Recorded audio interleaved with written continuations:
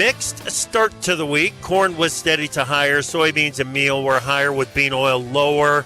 Wheat flat out mixed. Livestock futures ended the day lower. We've got a Fed meeting and crop updates coming this week. And something is happening tomorrow that seems to be adding to market uncertainty. Live, just a couple of dudes nobody's gonna vote for via Farm Journal broadcast. This is AgriTalk. This afternoon, it's a conversation with Jeff Hoogendorn from Professional Ag Marketing. Later, Cary Artac from Artac Advisory and WickedStocks.com. And directly following the news, Jack Scoville from the Price Futures Group. I'm handsome newsman Davis Michelson. Now, here's the host of AgriTalk, Jeff Flory. You know, I don't know if you've got that right or not. I might go in there and write in one Mr. Davis Michelson. Boy, handsome I tell you newsman. My political career is really starting to take off now. I'm going to put that on my resume. Well, don't do it yet. Oh. Yeah. Right. Oh, man. Welcome to AgriTalk. I'm Chip. That's Davis. Yeah. Big Apple Joe is here as well, making sure that we stay on the air. We got Jack coming up here in just a moment. And then Jeff Hoogendorn up there in southwest Minnesota. We're going to get him on here. One of the first things I want to do with Jeff is just how did that crop turn out up there in southwest Minnesota? Want to talk a little bit about that, what it's done to the cash markets, and what kind of an impact that might have as we get into the crop production report that is coming our way on Friday. We also get the updates of the supply and demand report. And before that, of course, is it safe to say, is it okay to say it this way? We got to get tomorrow out of the way, too. No, I'm anxious to get tomorrow out of the way, too. Okay. Yeah. Yes, as well. Yeah. Also. Strongly agree. Right. I think you put it perfectly. So we'll see if what getting past Election Day might mean to these markets. And we've been talking for a while now about the impact that it might be having on corn demand and export demand. So we'll talk to Jeff about that and see if that holds any water. All right, man. You ready? Yeah. Should we get started? Ready. All right. Well, Chip, wheat futures continued a sideways chop, with December soft red winter wheat posting an inside trading day with a low-range close. Front-month SRW futures have spent most of the last 2 weeks between support at 560 and resistance at 580. Beneficial rains and hard red winter wheat futures capped rally potential, but HRW futures did post modest gains and a high-range close. Export inspections of wheat in the weekend at October 31 totaled nearly 194,000 metric tons. That was at the low end of trade expectations. Today, December hard red winter wheat futures 4 1/4 cents higher at 571. December soft red wheat up 3/4 cent to 568 3/4. December spring wheat closed at 605. That's up 5 1/4 cents, Chip. It just feels like if we could get some quote unquote surprise demand in here for wheat, that it would make a world of difference for that market. And if you start to lift wheat, that takes pressure off of corn, which takes pressure off of beans. So the wheat market has a very important role right now. Well, Chip, export inspections of corn week ended October 31 totaled 779,000 metric tons, and that was at the low end of trade expectations. USDA this morning also announced the sale of 150,000 metric tons of corn to Mexico and 120,000 tons to unknown destinations for delivery in the current marketing year. December corn futures opened slightly lower and near session lows, rallied to test resistance at 420, then pulled back to post a mid-range close. December corn last week established solid support at 410, additional resistance at the October 24 high of 424. December corn futures today 2 cents higher, 416.5. March corn up 3/4 cent to 430. July corn futures closed at 442 1/4, unchanged on the day, Chip. They are starting to catch up on their planting of the first crop corn down in Brazil as well. So that probably took some of the steam out of the upside momentum out of that market today. Export inspections of beans in the week ended October 31 totaled 2.16 million metric tons. That was in line with trade expectations. USDA this morning also announced the sale of 132,000 metric tons of beans for delivery to unknown destinations in the current marketing year. Even with help from sharply higher crude oil futures, soybean oil futures opened higher, spiked to the highest level since July 9, and then fell sharply to post a low-range close. December soybean meal opened steady in near-session lows and posted solid gains. That's on liquidation of long oil short meal spreads. Soybean futures were stuck in the middle, posted an inside trading day. Jan beans 3.5 cents lower, 9.97 and a quarter. March beans down 3.5 cents to 10.11 and 3/4. July soybean futures 10.41 and 1/2 at the close. That's up 3.5 today, Chip. December WTI crude oil futures up $1.94. December soybean meal was up $4.30 today, and December bean oil down 74 points. Well, December cotton today was 24 points lower, 69.93. On your livestocks, last week's slightly lower cash cattle trade pulled live cattle futures lower as traders exited long positions. December live cattle posted an inside trading day and the 5th consecutive lower close. Boxed beef trade this morning was sharply higher on light movement.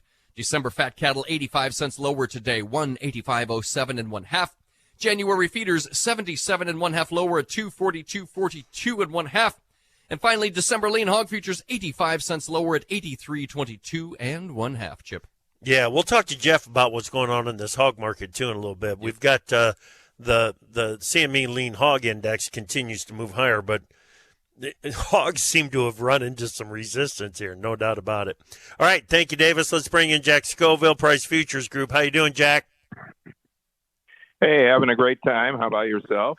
Doing real good, real good. It's kind of I guess.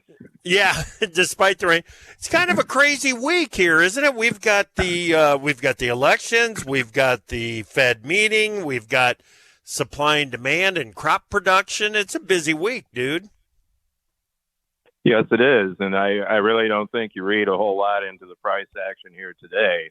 Yeah. With everything that's coming later on this week, it's going to be an up and down week, and we'll react to the latest news as it comes through, and we'll find out. We'll start it off tomorrow with at least some idea of how the election is going to go. I don't know that we'll know how completely it's going to end up here until towards the end of the week. But then, as you say, we've got supply demand coming out, production estimates coming out, which should be very interesting, at least to me. The Fed is coming out as well. Yeah. We'll see if they give another interest rate decrease. But it's going to be interesting to see what USDA has to say especially about corn production, because I keep on hearing that corn production isn't really up to snuff. Yeah. Yeah, and, in this case, I think we're calling snuff some really high expectations earlier in the year, because it's still a good crop, but just not as good as it was at the start of the year, right? Oh, I think so. I'm not going to say it's a bad crop by any stretch of the imagination. But, right. We're looking at record yields. Yes. I mean, USDA has been calling for record yields. That's right. Jack, good stuff, man. Thank you so much. We'll talk to you later. Okay, sounds great. Yep, Jack Scoville, Price Futures Group. We're going to talk more about that crop production report. We've got a long list of items to cover. We're with Jeff Hoogendorn.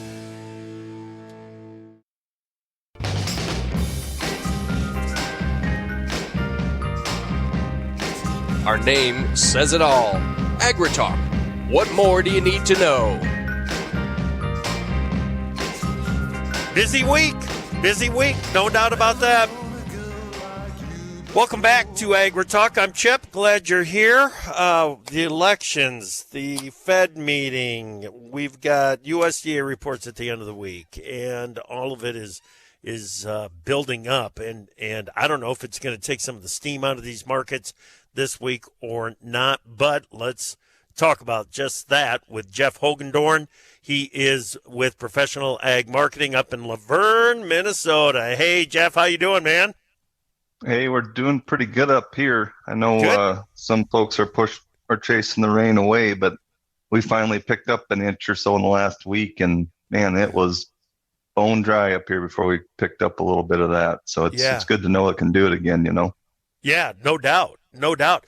Last week before I left for the weekend, we had 1.6 in my rain gauge.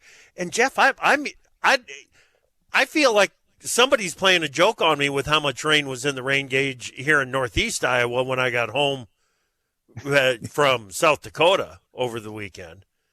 Because there was like 3.5 to 4 inches in my rain gauge. My. Yeah. I don't know if, like I said, I don't know if that's right or not, but good grief. Well, we were way on the edge of it here, and so we didn't really pick up much anything up here close to Sioux Falls. So we're sitting at just under an inch on the whole event. Yeah. Yep. I was over further west than that, just the other side of Mitchell, and it was, mist. You can't even call it rain over there, and they've gotten unbelievably dry. That's for sure in that part of South Dakota. But then again, it is South Dakota. Of course it's going to get dry. How did the crop end up there, Jeff? For the most part, in pretty good shape. So we kind of cover the southwest. Well, we cover most of the southern part of Minnesota, but there's got a lot of growers in southwest Minnesota. So if you're kind of in that Worthington, Jackson, go up north of there into Minnesota, that's probably about where the worst crop of the whole nation was this year, Chip. Mm-hmm. Right in that area. And those guys really did struggle. And, as before we got into harvest, we're concerned that area would be quite large. And I would say the rest of southern Minnesota there's a lot of variation out there. There's some fields that yielded really well, like some out in southeast Minnesota that did in their top 3 farm averages. And there's some that, go throughout the rest of the state. There's some spots that really struggle. It just all depends, too much moisture early was the biggest issue, even though it shut off really hard at the end of the season. Like you said, the moisture in the beginning is what really caught some folks.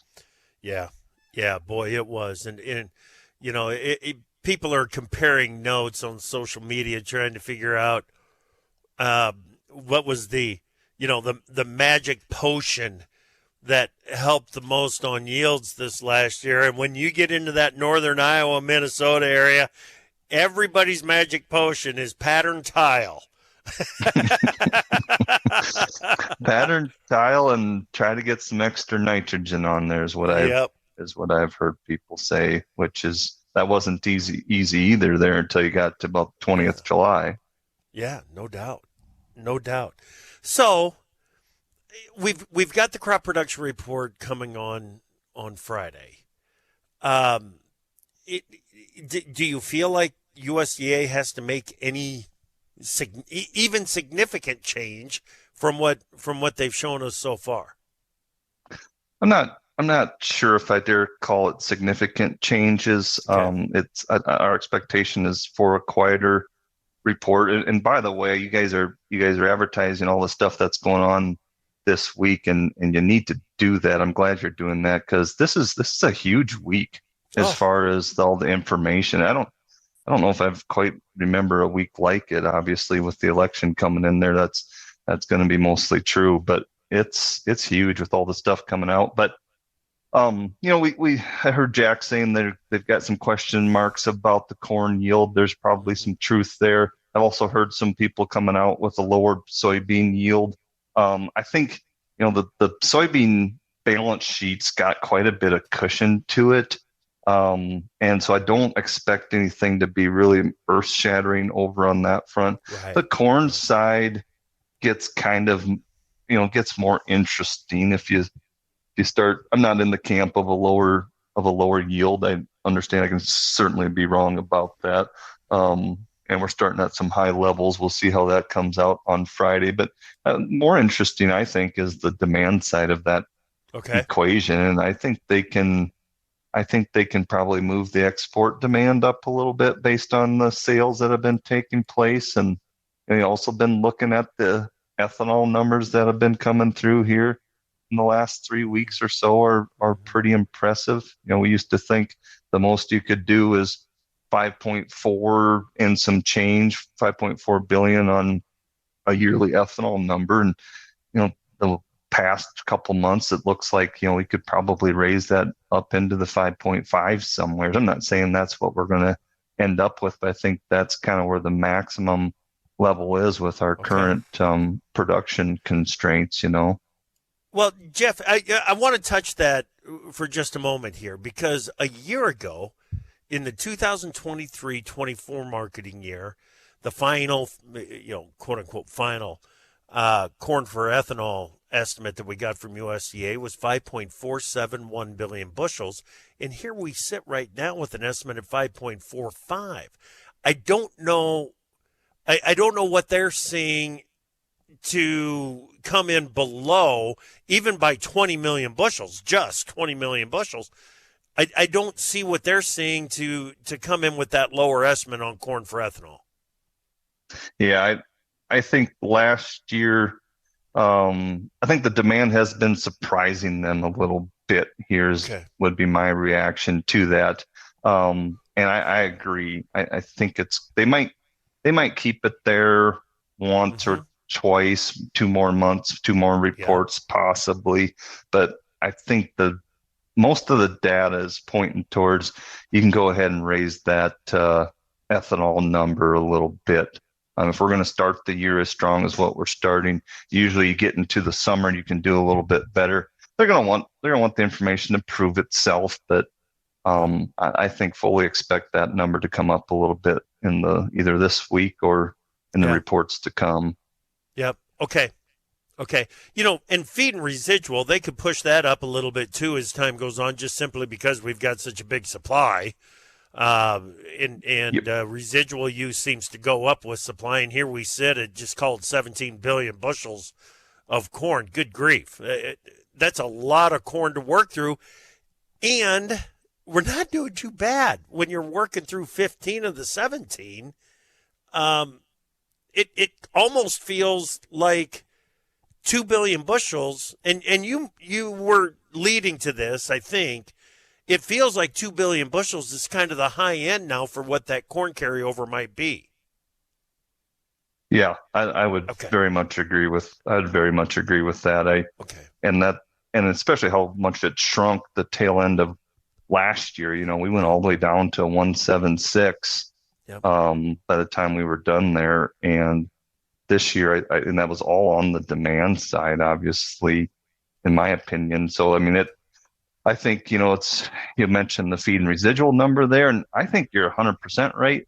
Plus, look at what these livestock weights are doing. And the hogs right now they're trimming some of their weight now, but that's temporary, in my opinion. You give us cheaper corn, we're going to make bigger pigs, and then don't talk about the cattle when that thing is just crazy. They're going to use more grain for cattle. In my mind, in the next 9 months for sure, maybe 12 months, than what they have done in the past, even though the numbers are going to be smaller, because you're just making these things way bigger than what we normally do. The average carcass weights are what used to get docked, Jeff. Yeah. I mean, that's the average. It's the wild. The heifer that I bought to put in the freezer hung at $11.95. She didn't. It's not that she weighed $11.95. She hung an $11.95 carcass, and that's. Yeah. I mean, those animals are making their way through the system all the time now. Yeah, and you gotta, and they can do it. The industry's been focusing on genetics a lot in the past 10 years.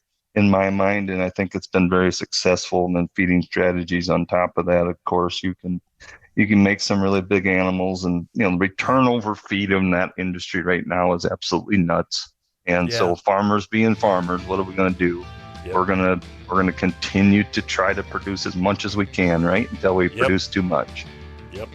You got it. All right, we are in the middle of a conversation with Jeff Hoogendorn, professional ag marketing up there in southwest Minnesota. Do the grain markets care about who wins the White House? I want to go there next. We're going to have that conversation. next, right here on AgriTalk.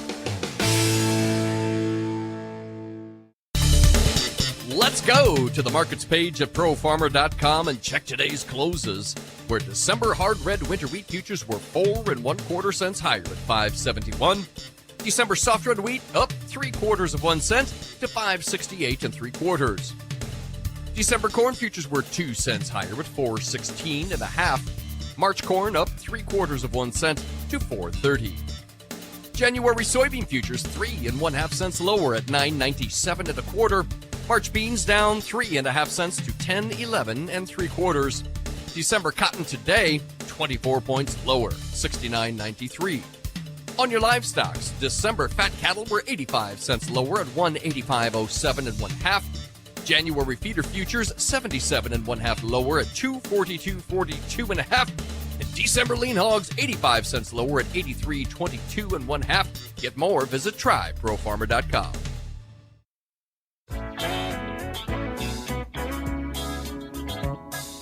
Opinions expressed on AgriTalk do not necessarily reflect the views of Farm Journal Broadcasting, affiliate stations, or sponsors. If the world is your oyster, we've got pearls of wisdom on AgriTalk. Jeff Hoogendorn, Professional Ag Marketing, is our guest analyst today. Jeff, we kind of got diverted to talking about meats there for a second, and I don't want to leave that until we also talk about demand. I mean, we're making more meat per beef than we've ever made. Our hog weights, as you said, they're coming down, and hog slaughter has been surprisingly not living up to the numbers that we've seen from in the USDA Hogs and Pigs report. But on the other side of that balance sheet, the demand is it's just hard to find anything bad to say about demand right now, isn't it? It really is impressive, and if you don't study those markets, as often as some others do, it's worth a quick peek, even if you're just generally interested in agriculture markets. And I don't know which one's more impressive. I used to think, up until last week, that the beef one was more impressive. We were within $10 of the summer highs. That's one of the interesting things here is usually you can almost set your clock by it. When we start getting into October, you're going to start trending lower, both on beef product values and on pork product values. And here we are challenging the summer highs on both of those products, and at some really nice levels. $3.20 on the choice beef side, over $1 on the hog side. That's never happened this late in the year. Very impressive. And hey, you're right. We're producing as much, or in some cases more product than what we were a year ago, and more than what we were producing this summer. And it's all getting chewed through. Yeah, it is really impressive, and it feels to me like the selling that we've run into in the cattle market here is more technical of nature than fundamental. I agree with that. It's also a function of where are we starting from, and I guess I'm a firm believer in that cattle market. It struggles once you get into this $1.90 area. Things got to go really right in order for these futures markets to push much higher than that. And that's the technical side of what you're referring to. And products started slipping a little bit last week, but then we're a little bit stronger towards the tail end. And again, on this AM report today, and not a huge surprise, but they're kind of shrugging all that off because, like you say, they're in the selling it mode, and it's going to take something fairly special on the cash side. Maybe steady money this week. Maybe for sure if you come out higher, that'll whip those markets back into shape, and they'll start respecting them. But that's all, not considering all the other stuff we got going on this week, right? So, right. Like I say, it's just again another example of how all the other reports and information could outweigh those basic fundamentals. Exactly. I think what live cattle are showing us right now is why, when you are at historically high prices, it's okay to build a price floor in that market with some puts or something, right?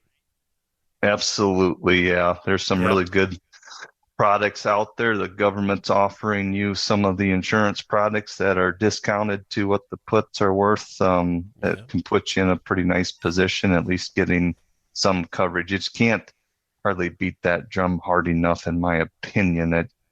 It's just not worth taking the risk on. You got some cattle now that are pretty much all going to break even in the 180s.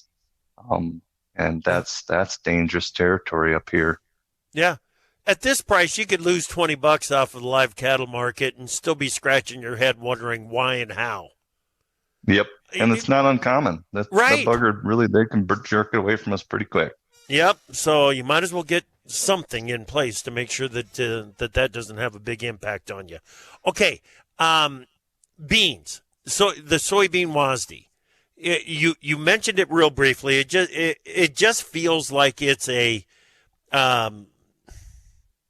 I hate using the word burdensome, but beans do feel burdensome, don't they? I think the easiest way to think about it is we most certainly have enough of them. Yeah. So maybe that's a nicer way of saying burdensome, Chip. Okay.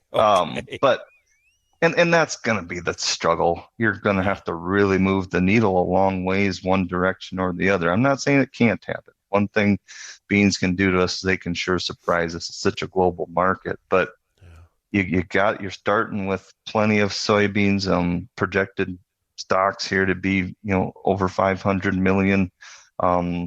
It's going to take a little bit. Maybe if you start trimming on the yield, then maybe we can start a demand story here down the road big enough to move that needle. But we're going to have to start, and it's one of those markets. I like to think about it as it takes more than one thing. You have to have a couple things start to move in the right direction in order for the balance sheet to start tightening up enough before you can start to say, okay, we've got ourselves a nice rally going on here, and here are the 2, 3, 4, 5 reasons why it's taking place. Right. Okay. Is there a bunch of downside risk in this bean market, or pretty manageable at this point? I would sure like to think it's pretty manageable. You go back and you look at some longer term charts on soybeans, and yes, beans can trade lower than this. When we really got into some pretty stiff negotiations on the global scale, last time with the trade war, we did spend some time $1 cheaper than this, but we also spent some time right in this area too. So I would even make the argument you're kind of in the ballpark if things start getting a little rough here after the election. I still think you're in the ballpark of where these beans will be. So, and I'm not sure it's got to get that mean as far as the global scale goes. So, okay. I'd like to think we're kind of cheap enough. I really like that low it put in last week. Kind of put a double bottom in there, and I kind of like that 980 type area on the January as a spot to be building some pretty good support. Yep, I agree.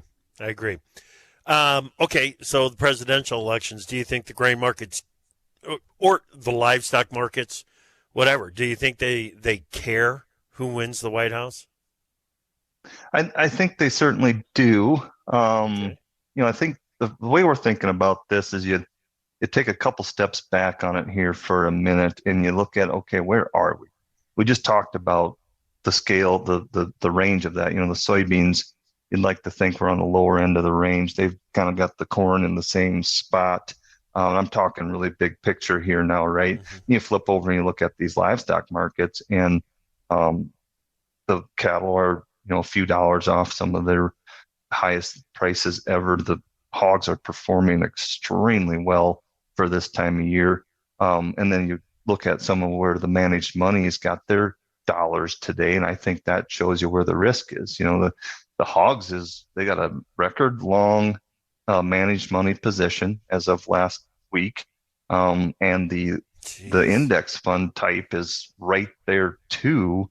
So I think those are what we're thinking about. Okay, where's the path of least resistance? I think it's way more in the livestock side of our businesses than it is on the grain side. The other comment I have on that is, and you guys mentioned at the beginning of your show, is the unknown. That could be more harmful to these markets than anything. And there again, go back to my previous comments on grain versus livestock. But I look at some of these spots where the guys have got a bunch of money piled into it. And if we don't know what the results are until we get to the end of this week or next week or something, those folks are going to start getting pretty nervous. Yeah. Yeah. That is the factor that's got me most concerned, I guess, here is what happens if we don't know. And from the time that we should know until we find out how the presidential race has turned out, I don't know what it's going to do to the equities. I don't know what it's going to do to commodities. All I would think that the commodity markets are going to just throw risk out the door, wouldn't they? That's my opinion. There too. I mean, the grains, they're maybe not at as much risk there because you're kind of mediocre. You're kind of middle of the road on all the positions as far as the managed money index and all. Now they could say, well, let's get rid of the little bit we have left on the index side and let's get a little shorter on the managed money. But I don't think that's where you'll see your big moves. Okay. All right. About a minute left here, Jeff. What are your thoughts on the Federal Open Market Committee meeting? What's the next move for the Fed? Well, so you've got the expectation of being on some lower interest rates. I think what's going to be as interesting as the results of this coming meeting is, are they going to give us some hint of what's going to happen next? Because you look at this dollar index, and it has been rallying hard since basically the end of September. And we kind of started pivoting on, how much did we think that we had to reduce interest rates here over the next 12 months. And, the economic data kind of pointed towards less and less and less. And that's how the dollar index traded. And our important trade partners like Mexico, their currencies are steady to lower. So this is having an impact on our export availability, at least long term. And so that's going to be a big move. What's the index going to want to do? What's the long-term trend, you might say? Yeah, gotcha. Jeff, good stuff, man. Thank you so much. We'll talk to you again soon. Thank you. You bet. Jeff Hoogendorn, Professional Ag Marketing.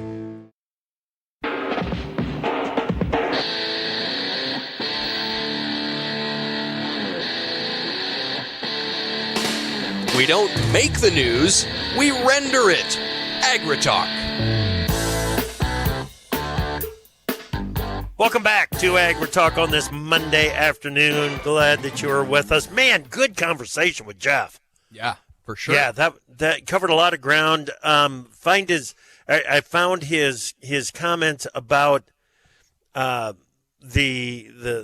cattle and hogs to be just absolutely spot on. When we're up here and doing the kinds of things at the prices that we're doing them, you might as well get some coverage in place.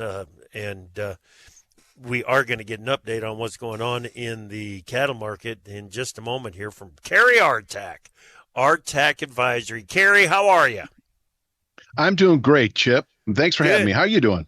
Doing real good. So, guys, don't forget, you can get a free trial of Cary's commodity service by going to artacadvisory.com, ARTAC advisory.com. Now, they've also got a stock service, an equity service. That is wickedstocks.com. So, if you want to check out what Cary offers on the equity side of the markets, go to wickedstocks.com as well. Cary, get us started here. January beans. Yeah, January soybeans, just to back up a little bit, in July, the broader market threw off a long-term sell signal when it closed above 10.79 and a quarter. That was a November contract signal. And since then, we've rolled to the January contract. That long-term sell signal is still in effect. We closed today at 997 and a quarter. 1079 and a quarter is still a long-term overhead price ceiling, that below which longer-term selling pressures can continue to build as we move through winter and into next spring. We do have, I can sort of articulate that from the July sell signal, we got to 973.5 in the middle of August. We rebounded back to 1087.5, the January contract in later September, and now just last week back into the 970. So there's this kind of big W pattern that's in play right now, but still long-term weakness below 1079 and a quarter. I don't expect to see a revisit of 1079 and a quarter unless we were to close above 1014 even. We could do that in the next few days, but just know that holding below 1014 even, selling pressures can continue to build. That 973.5 August low is likely to be tested here, possibly by the end of the week. We could double bottom there for a week, but honestly, I think that will give way to 932 even by the end of the year. And holding below that big picture 1079 and a quarter actually allows, I mentioned this on your show a few times in the last couple, 2-3 months, 791 even, spring, summer of next year is possible. Now I'm taking it very stair step on the way down, so I hate to suggest that we're expecting 7091, but I wouldn't be surprised to see it play out. Now, if we close above 1014 even, I see a nice rally play out, through November into December. That 1079 and a quarter to 1089 and a quarter region, then in reach within probably 3 to 5 weeks, where once again we could top out into January expiration, fall away again from there as we move into later winter. We need to close above 1089 and a quarter to set off a long-term buy signal that I would anticipate playing out into spring, summer of next year. But until then, we are in the grips of a long-term bear market. On to December live cattle.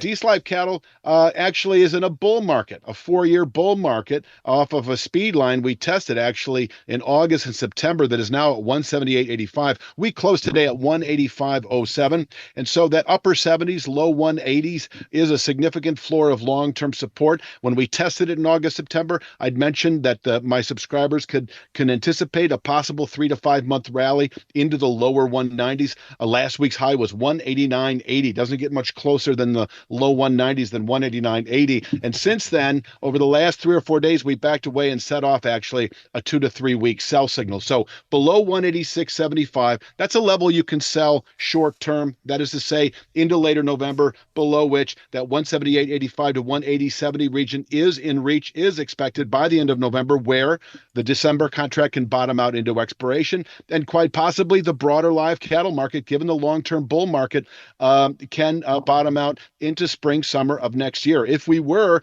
in the coming weeks to close below 178.85, I see that as a good high into next spring, summer. In the following 3 to 5 months or so, or by next summer anyway, I would anticipate the low 160s, 160.50 would be expected, but not unless we close below 178.85. Now for the upside, if we can close back above 186.75 over the next week or two, that actually reverses near-term momentum back into the bullish column, expecting 191.30 to 192.47 then, within about 3 to 5 weeks, where the December contract can top out into expiration, and quite possibly the broader live cattle market could top out through winter trade if we push into that 191.30 to 192.47 area.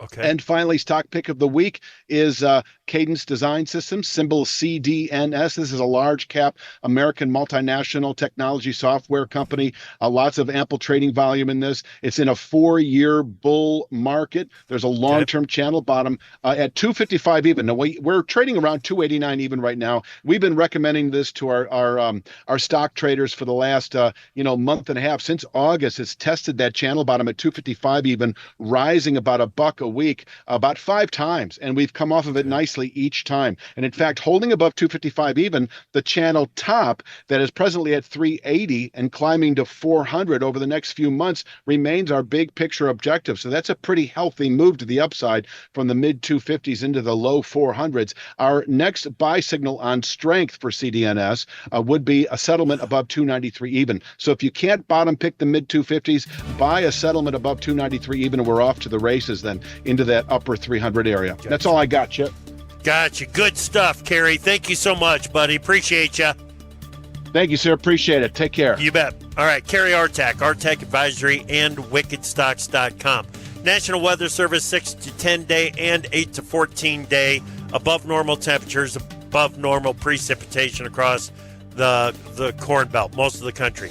Davis, the next time we talk, I will have voted in the 2024 elections. Oh, that's outstanding. Everybody get out there and do your civic duty, your civic privilege, shall I say, even. Vote. Vote. It is a privilege. It's a responsibility. Guys, get out and vote. Yep. I was looking at a poll earlier today. There's still like 6-7% of farmers that say they're not going to vote. Come on, gang. I don't understand that. Get out and do your job. Get off the couch and get out there and vote. Write in Chip Flory if that helps you. Write in Chip Flory if that helps. Oh, thank you so much. We got Dan Bossy tomorrow morning right here on AgriTalk.